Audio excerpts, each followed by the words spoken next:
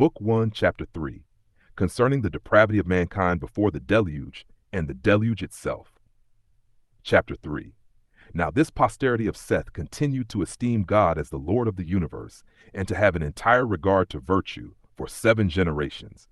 But in process of time they were perverted, and forsook the practices of their forefathers, and did neither pay those honors to God which were appointed them, nor had they any concern to do justice towards men.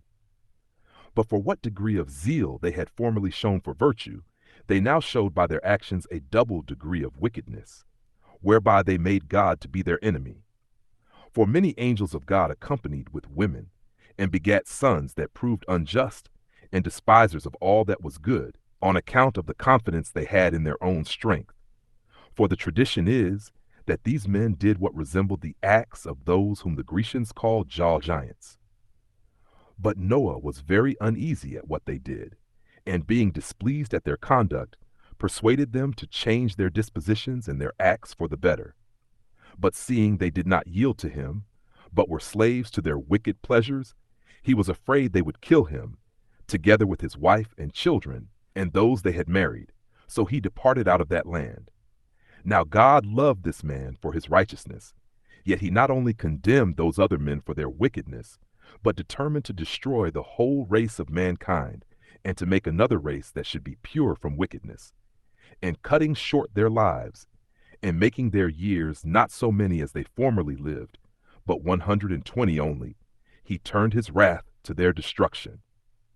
They were indeed of the same height which they had before, nor did they lessen the stature of their bodies, but they were much inferior as to strength and the boldness of their attempts.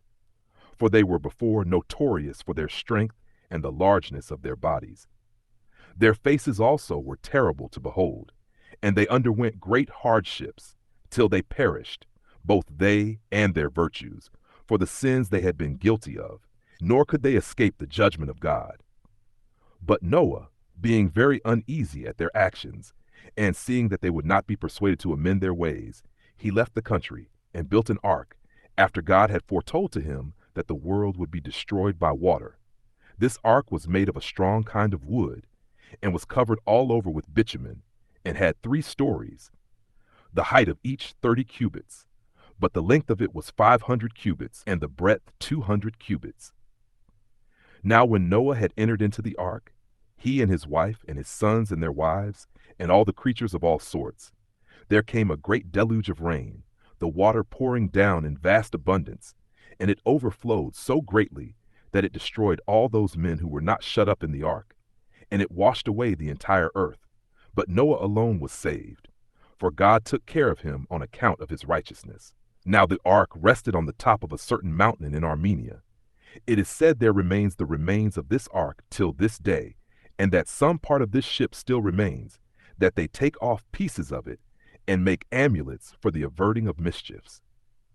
Now all the writers of barbarian histories make mention of this flood, and of this ark.